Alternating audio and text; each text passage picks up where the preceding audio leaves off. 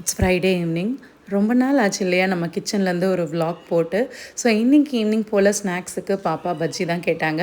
இன்றைக்கி ஓணம் அப்படின்றனால எங்கள் ஊரில் எங்கேயுமே வாழைக்காய் கிடைக்கல.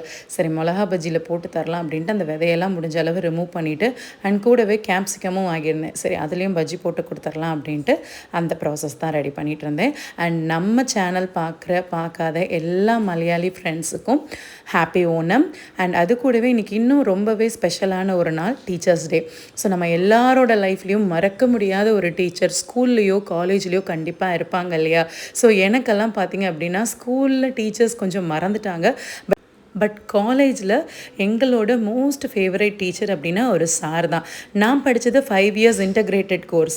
ஸோ 5 இயர்ஸுமே எங்களுக்கு ஒரே ஒரு டியூட்டர் மென்டர் தான்.